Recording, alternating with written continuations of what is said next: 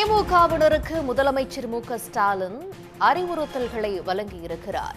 அதிகமாக உழைக்க நான் தயாராக இருக்கிறேன் என்றும் முதலமைச்சர் தெரிவித்திருக்கிறார். திமுக தொண்டர்களின் 10 ஆண்டு உழைப்பால் திமுக ஆட்சி அமைந்துள்ளது என்றும் முதல்வர் புகழாரம் சூட்டியிருக்கிறார். வளர்ச்சி என்பது என்னால் மட்டுமானதல்ல, உங்கள் ஒவ்வொருவரின் ஆக்கப்பூர்வமான நடவடிக்கையால் வந்ததே என்றும் திமுகவினரின் மனக்குரலை அறிந்து கொள்ளவே உடன்பிறப்பே வா எனவும் நிர்வாகிகள் சந்திப்பு நடத்தப்படுவதாகவும், வெற்றியை பெற்றுத்தர நீங்கள் அனைவரும் அயராது பாடுபட வேண்டும் எனவும் தொண்டர்களுக்கு முதல்வர் ஸ்டாலின் மடல் எழுதியிருக்கிறார்.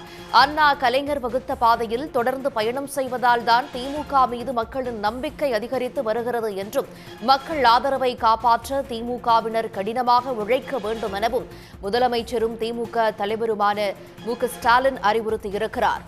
மக்கள் ஆதரவு பெருக பெருக பொறுப்பும் கடமையும் அதிகரிக்க வேண்டுமென்றும், அதிகமாக உழைக்க நான் தயாராக இருக்கிறேன் எனவும் தொண்டர்களுக்கு முதல்வர் மடல் எழுதியிருக்கிறார். திமுக தொண்டர்களின் 10 ஆண்டு உழைப்பால் தான் திமுக ஆட்சி அமைந்துள்ளது என்றும் அதில் அவர் குறிப்பிட்டிருக்கிறார். விவரங்களோட மித செய்தியாளர் குணசேகரன் நினைக்கிறார். குணசேகரன், திமுக தொண்டர்களுக்கு எழுதியிருக்கக்கூடிய மடல்ல முதலமைச்சர் விடுத்திருக்கக்கூடிய அறிவுறுத்தல்கள் எல்லாம் என்னென்ன?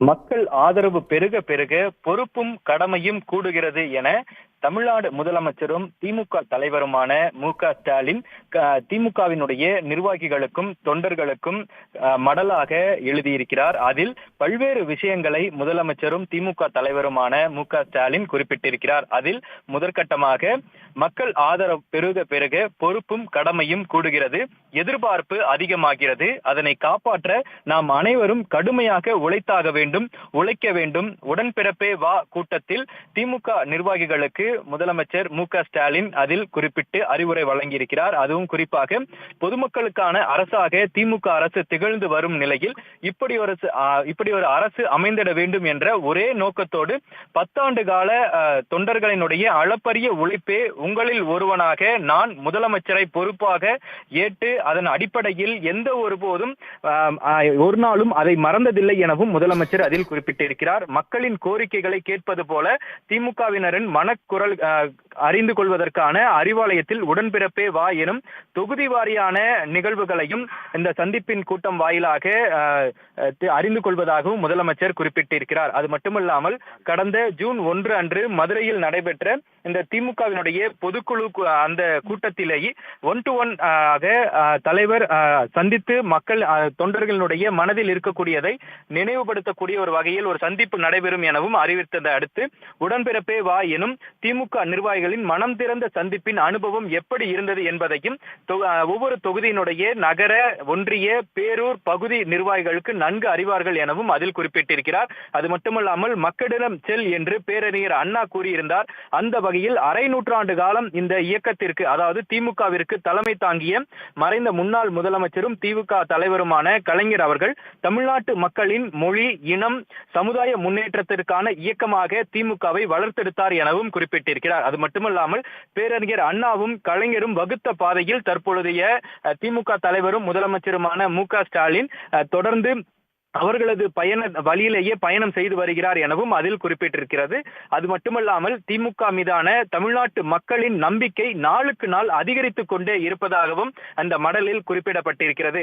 அதே போன்று திமுக திராவிட மாடல் அரசின் திட்டங்களும் சாதனைகளும் 2026 ஆண்டிலும் வெற்றிகரமாக தொடர்ந்திட வேண்டும் என ஜூலை 1ஆம் தேதி முதல் ஓரணியில் தமிழ்நாடு என்ற உறுப்பினர் சேர்க்கை திட்டத்துக்கான மாபெரும் பரப்புரை பயணத்தினையும் முதலமைச்சர் தொடங்கி வைத்திருந்தார். இந்த திட்டத்தின் மூலமாக ஓரணியில் தமிழ்நாடு செயலியின் மூலமாக 234 தொகுதிகளிலும் செயலி என்பது அறிமுகப்படுத்தப்பட்டிருக்கிறது.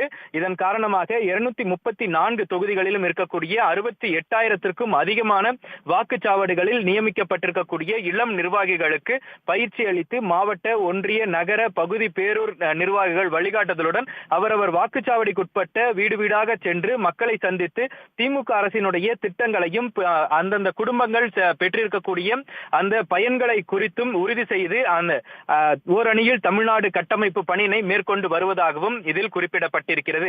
இதுவரை ஓரணியில் தமிழ்நாடு என்ற பெருமையோடு குறிப்பிடக்கூடிய ஒரு வகையில் இதுவரை 77,34,937 பேர் திமுகவில் இணைந்திருப்பதாகவும் இந்த மடலில் குறிப்பிடப்பட்டிருக்கிறது. இதன் காரணமாக மாணவ மாணவிகள், பெண்கள், விவசாயிகள், தொழிலாளர்கள் என அனைத்து தரப்பினருக்கும் அரசாக செயல்பட்டு வரும் சிறப்பான திட்டங்களையும் சாதனைகளையும் எடுத்துச் சொல்லி திமுக அரசின் செயல்பாடுகளை விளக்கிட வேண்டும் எனவும் அறிவுரை என்பது நிர்வாகிகளுக்கு வழங்கப்பட்டிருக்கிறது. விவரங்களுக்கு நன்றி குணசேகரன். உடனுக்குடன் செய்திகளை தெரிந்து கொள்ள சன் நியூஸ் பெல் ஐகானை கிளிக் பண்ணுங்க.